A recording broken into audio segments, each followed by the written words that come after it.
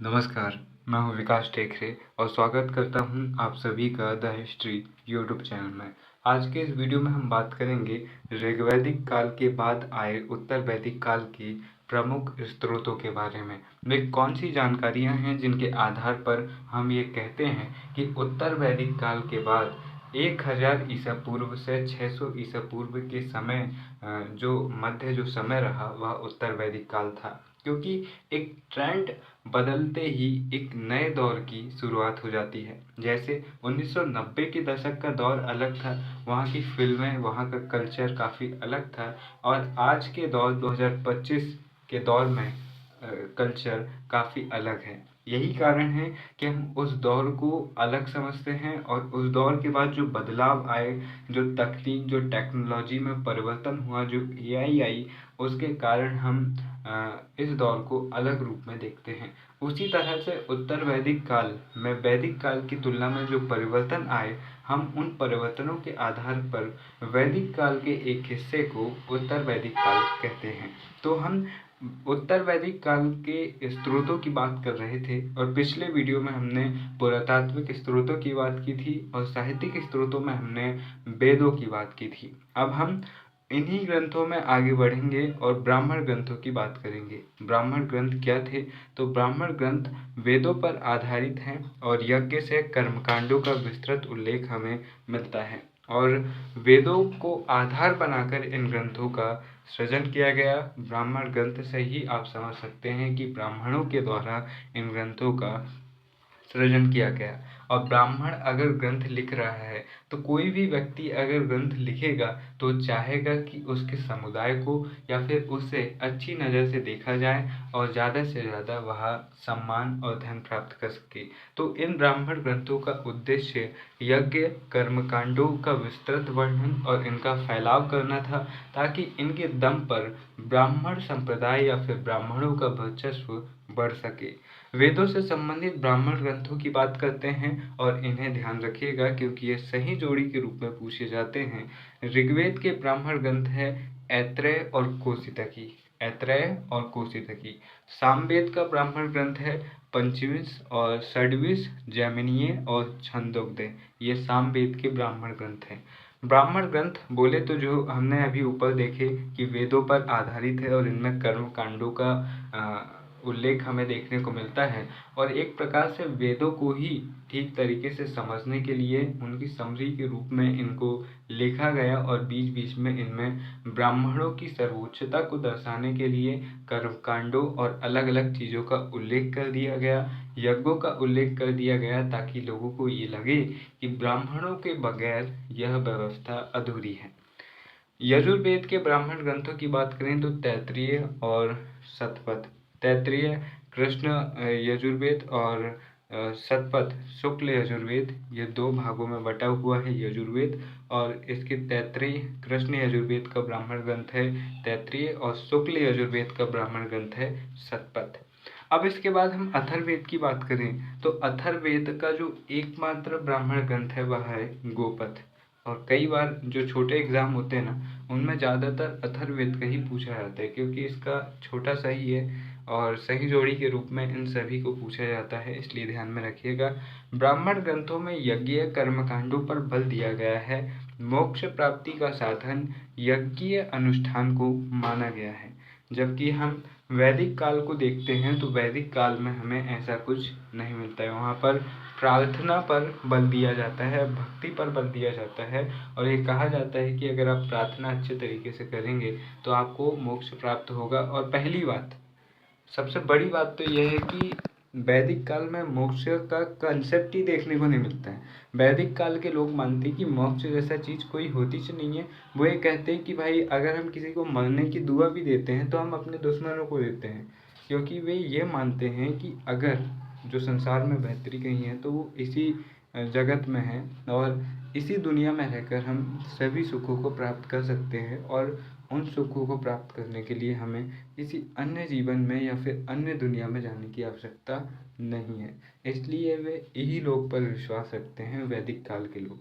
जब ब्राह्मणवाद बढ़ता है तो ब्राह्मण अपनी सर्वोच्चता स्थापित करने के लिए मोक्ष की अवधारणा को लाते हैं और फिर इस मोक्ष की अवधारणा के आधार पर ब्राह्मण ग्रंथ लिखे जाते हैं, जहाँ पर यज्ञीय कर्मकांडों को प्रमुखता दी जाती है और ये कहा जाता है कि आप यज्ञ करेंगे तो आपको मोक्ष मिलेगा, और यज्ञ कौन करेगा? ब्राह्मण करेगा। तो कुल मिलाकर ये ब्राह्मणों की सर्वोच्चता स्थापित करने के लिए इन ग्रंथों का सृजन होता है। अब इसके बाद में हम आरण्यक देखते हैं। तो आरण्यक, इसका मतलब क्या होता है? वन। तो वनों में जो सन्यासी होते हैं, उनके जो आश्रम होते हैं, वहाँ पर जो ग्रंथ लिखे गए उन्हें आरण्यक ग्रंथ कहा गया। और ये सभी ग्रंथों का आधार क्या है? वेद है। चाहे आप उपनिषद की बात करें, चाहे आप आरण्यक की बात करें, या फिर ब्राह्मण ग्रंथों की बात करें, बस इतना है कि सभी का नजरिया अलग अलग है।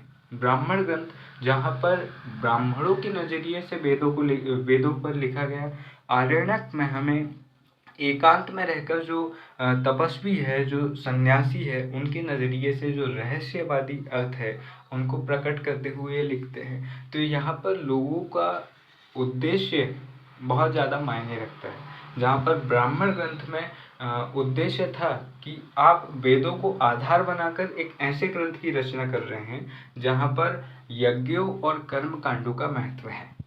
आरण्यक ग्रंथों में वेदों को आधार बनाकर ऐसे ग्रंथों की रचना की गई जहाँ पर रहस्यवादी अर्थ यानी कि संन्यास, तप, इन्हें महत्व दिया गया और रहस्यवादी अर्थ को प्रकट करने का प्रयास किया गया। वहीं हम उपनिषदों की बात करें तो उपनिषद, जिन्हें वेदांत भी कहते हैं, और वेदांत दर्शन को मानने वाला व्यक्ति उपनिषद को मानता है और उपनिषद को मानने वाला व्यक्ति वेदों को मानता है। और जो इनमें आस्था रखता है वह हिंदू धर्म में आस्था रखता है, सनातन परंपरा में आस्था रखता है। तो यहाँ पर उपनिषद जो कि वेदों पर आधारित है, इनका उद्देश्य क्या है? इनका उद्देश्य इस समय पर जो कर्मकांड चल रहे थे उनके इतर जो दूसरा वर्ग खड़ा हुआ, जिसने कहा कि इन कर्मकांडों से कुछ नहीं होता है, आप ज्ञान प्राप्त कीजिए, ज्ञान प्राप्त करके ही आप ईश्वर को प्राप्त कर सकते हैं। उस दूसरे वर्ग ने जिन ग्रंथों की रचना की वे उपनिषद कहलाए। और उपनिषद क्या है? उपनिषद यानी कि गुरु के समीप बैठकर ग्रंथों के लिखना। और गुरु के समीप बैठकर अगर कोई टीचर है तो वो अपने बच्चे को ये क्यों सिखाएगा कि तुम यज्ञ करो, तुम कर्म कांड करो, तुम्हें ईश्वर मिलेंगे। अगर कोई टीचर है तो वो तो यही कहेगा कि आप ज्ञान प्राप्त करो, आप मेहनत करो, आपको ईश्वर मिलेंगे। क्योंकि टीचर अपने कर्म को प्रमुखता देगा, ब्राह्मण अपने कर्म को प्रमुखता देगा और सन्यासी अपने कर्म को प्रमुखता देगा। तो यहाँ पर चीज़ों को समझना, ब्राह्मण ने अपने कर्म यानी कि जो पूजा पाठ है, यज्ञ है, कर्म कांड है, उन्हें प्रबल बनाने के लिए, उन्हें मजबूत करने के लिए उनके आधार पर उपनिषदों को लिखा। सन्यासियों ने अपने रहस्यवाद, अपने जो उनका दर्शन है उसे मजबूत करने के लिए आरण्यक ग्रंथों को लिखा। और यहाँ पर उपनिषद जो गुरु और शिष्य परंपरा के लोग हैं वे ज्ञान को प्रमुख मानते हैं। और फिर हम इसी परंपरा में देखते हैं कि जो वेद व्यास जी हैं जिन्होंने महाभारत को लिखा, उसी महाभारत के 6वें पर्व में लिखा नहीं, उन्होंने संकलित किया, क्योंकि ये पीढ़ी दर पीढ़ी चल रही थी और उन्होंने सुनी सुनाई कथाओं को लिखा। तो उसी महाभारत के 6वें पर्व में हमें जो भगवत गीता मिलती है उसमें कर्म को प्रमुख आधार माना गया है, भक्ति को प्रमुख आधार माना गया है ईश्वर तक पहुंचने का, मोक्ष प्राप्त करने का। तो यहाँ पर ये चीज़ें मैटर रखती है कि लिखने वाला किस बैकग्राउंड से आ रहा है और उसकी मेंटेलिटी, उसका लिखने का उद्देश्य क्या है। इन्हें वेदांत भी कहा गया है। वैदिक साहित्य का यह अंतिम भाग है और इसमें चरम ज्ञान या पूर्ण ज्ञान की प्राप्ति हमें देखने को मिलती है। इसमें मोक्ष प्राप्ति के लिए ज्ञान पर बल दिया गया है। उपनिषद का शाब्दिक अर्थ होता है उप यानी कि नीचे, नी यानी कि निकट, सद मतलब कि बैठना।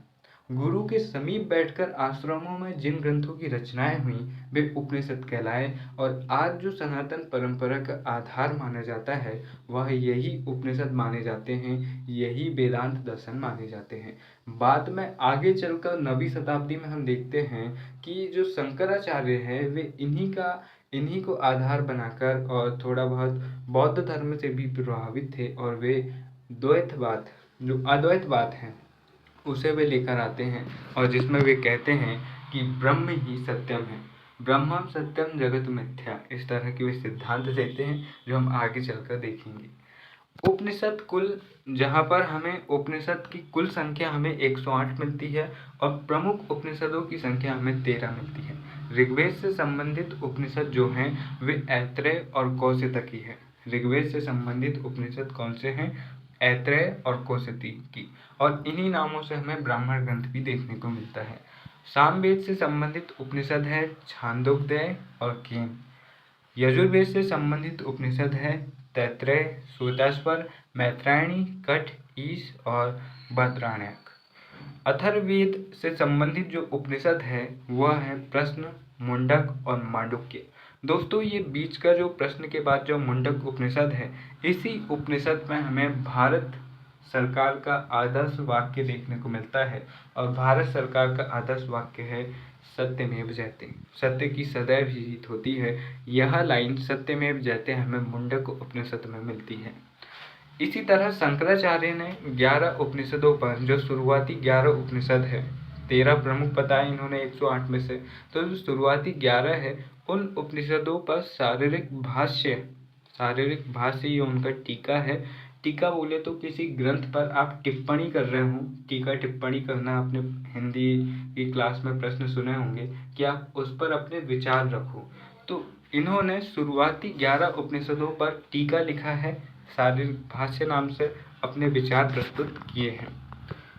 अब उपनिषदों की रचना मध्यकाल तथा अकबर के काल तक हमें मिलती है, लेकिन जो प्रमुख उपनिषद है या फिर जो सनातन परंपरा के ज़्यादातर महत्वपूर्ण आधार ग्रंथ है, उनकी रचना हमें गुप्त काल तक पूरी कर दी हुई मिलती है। हालांकि वेदों की रचना तो उत्तर वैदिक काल में ही पूरी हो जाती है, लेकिन जो महाभारत हुआ, जो रामायण हुआ, इनकी रचना इस काल से शुरू होती है और धीरे धीरे उनमें थोड़े और श्लोक कोई चेंज कर रहा है, फिर दूसरा ऋषि बाद में चेंज कर रहा है अपने हिसाब से, तो ये गुप्त काल तक हमें ये चीज़ें देखने को मिलेंगी।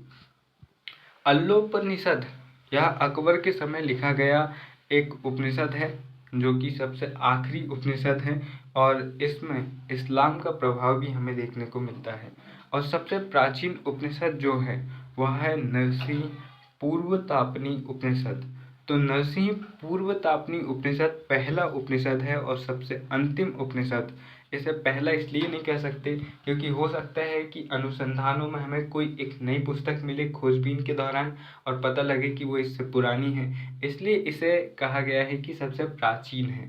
हो सकता है कि इससे भी प्राचीन कोई ग्रंथ कभी खुदाई में मिल जाए, लेकिन अभी तक का जो सबसे प्राचीन है वह यह है नरसिंह पूर्वतापनी उपनिषद। और जो सबसे अंतिम है वह है अल्लोपनिषद। इनके राइटर्स के नाम नहीं मिलते हैं, इसलिए सिर्फ इन ग्रंथों के नाम ध्यान रखिएगा।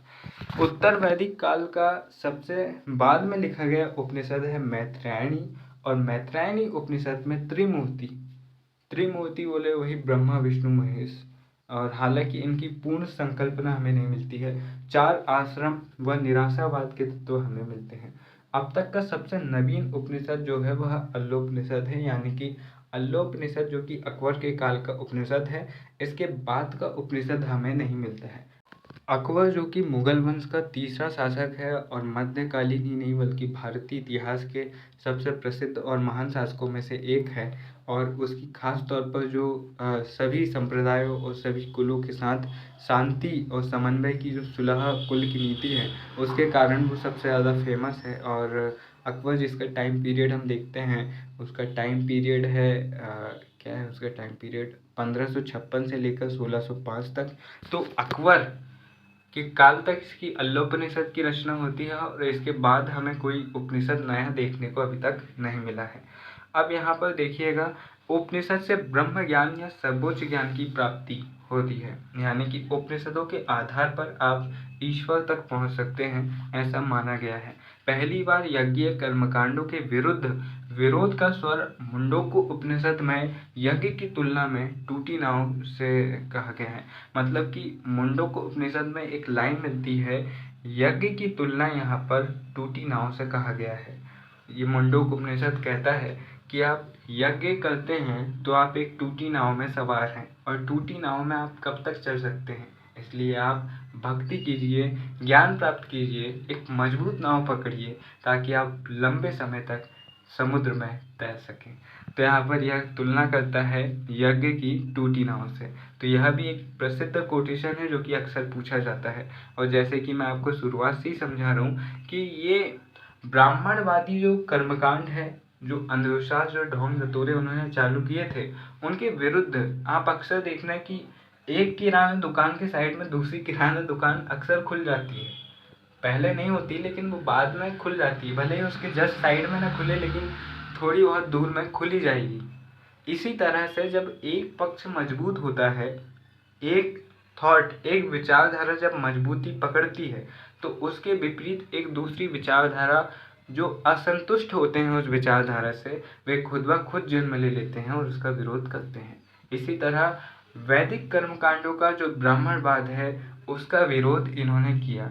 ये भी ब्राह्मण है और ये भी कुछ वैसे ही है, लेकिन ये उतने ज़्यादा कर्मकांडी और उतने ज़्यादा कट्टर नहीं है, और इन्होंने उपनिषद की रचना की।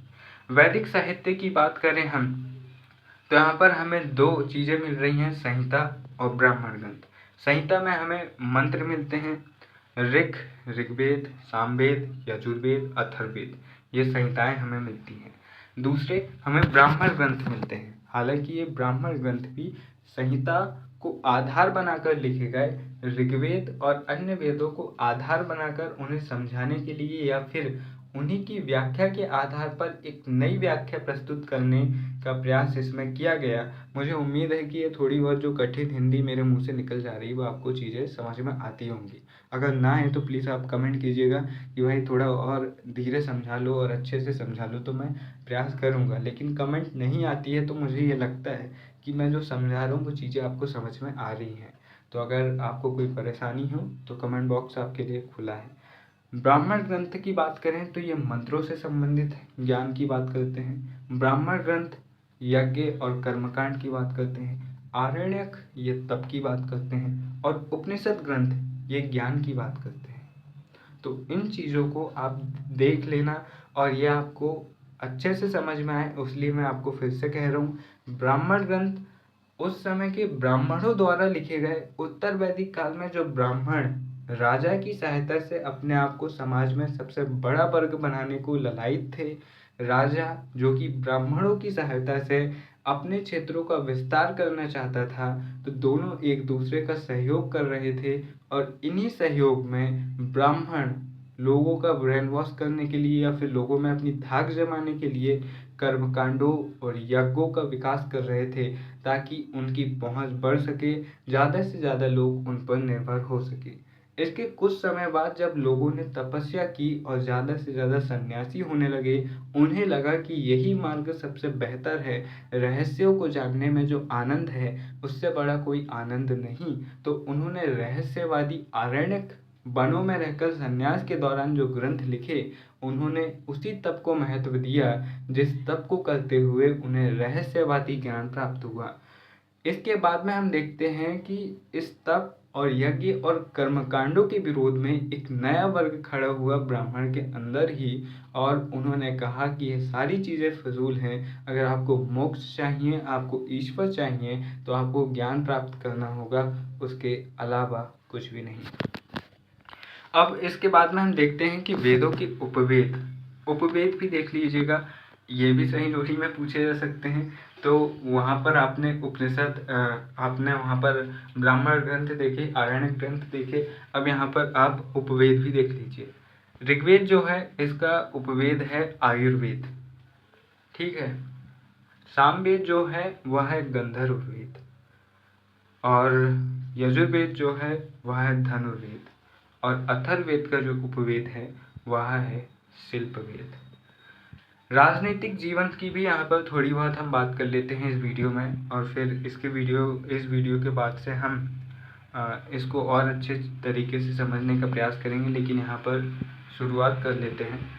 राजनीतिक जीवन यहाँ पर केंद्रीय स्थान मध्य देश इनका था, सतलुज से गंगा दोआब के बीच में, जहाँ ऋग्वैदिक काल में आर्यों का क्षेत्र विस्तार पंजाब यानी कि भारत और पाकिस्तान वाले पंजाब क्षेत्र में था, वहीं उत्तर वैदिक काल की समाप्ति तक क्षेत्र विस्तार गंगा यमुना द्वीप में पूरी उत्तर प्रदेश तक हो गया था। यानी कि आर्यों की उत्पत्ति के विषय में मैं हर वीडियो में बात कर रहा हूँ। इस वीडियो में भी मैं आपको बताता हूँ कि अलग अलग विद्वानों ने कहा, ज़्यादातर तो ये कह रहे हैं कि आर्य जो थे वो बाहर से आए थे, वो भारतीय नहीं है। तो कुछ कहते हैं कि वे रूस के दक्षिणी हिस्से जो उज्बेकिस्तान क्षेत्र है उधर से आए थे, और कुछ लोग कहते हैं कि जैसे मैक्स मुलर है वो कहते हैं कि वो मध्य एशिया से आए थे।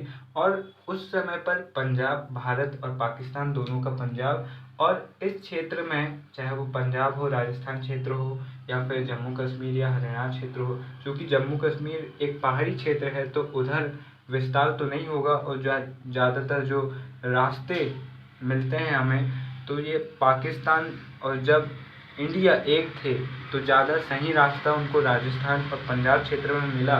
तो इस क्षेत्र में एक नई सभ्यता ने जन्म लिया, और इस क्षेत्र में जो ताम्र पाषाणकालीन लोग चल रहे थे उन्हें खदेड़ा उन्होंने, और वो भागकर मध्य भारत से होते हुए कुछ पूर्व भारत की ओर गए और कुछ दक्षिण भारत की ओर गए, और इन्होंने अपनी सभ्यता का विकास किया, आर्य संस्कृति का विकास किया। जब ये धीरे धीरे समृद्ध हुए, इन्होंने छोटे छोटे कुलों का विकास किया तकरीबन 500 साल तक। तो उसके बाद धीरे धीरे इन्होंने अपने क्षेत्रों का विस्तार किया और ये उत्तर प्रदेश क्षेत्र तक बढ़ गए। तो यहाँ पर इनका विस्तार हुआ, और यहाँ पर से हमें से जनपद की शुरुआत देखने को मिलेगी। कुल, बिस, जनपद, महाजनपद, साम्राज्य, इस तरह से इनका ये पूरा डायग्राम इनका बनेगा। इस काल में आर्य बस्तियों का प्रसार पश्चिम से पूर्व की ओर हो रहा था। इस प्रसार में उत्साही राजकुमारों की विजय के साथ साथ ब्राह्मणों द्वारा अग्नि के माध्यम से जंगलों को साफ कर नई बस्तियां बसाना भी प्रमुख था। चूंकि इस काल तक लोहे का आविष्कार हो चुका था, हमने देख लिया, तो ये अच्छे हथियारों के दम पर न केवल युद्ध लड़ रहे थे बल्कि आग के दम पर जंगलों को जला रहे थे, और फिर लोहे के हथियारों के दम पर वहां पर साफ करके खेती कर रहे थे। चूंकि उत्तर प्रदेश क्षेत्र गंगा यमुना के मैदानों पर स्थित है, इसलिए यहाँ पर खेती आसानी से हो रही थी, और मैदानी क्षेत्र होने के कारण यहाँ साम्राज्य विस्तार भी आसानी से हो रहा था। नवीन बस्तियों के विकास में लोहे की भूमिका भी हमें दिखाई देती है। इस काल में राज्य पहली बार क्षेत्र आधारित हुआ, जबकि पहले राज्य जन आधारित था। जन आधारित राज्य की संकल्पना किस तरह से थी, हमने इस पर बात कर ली। अब हम अगले वीडियो में जिस चीज़ की हमने इस वीडियो में आधारशिला रखी है, राजनीतिक जीवन, उस पर हम पूरी तरह से चर्चा करेंगे। और मुझे उम्मीद है कि आप लगातार इस सीरीज़ को देख रहे होंगे, समझ रहे होंगे, और कमेंट करके बताना मत भूलना कि आपको ये कैसा लग रहा है।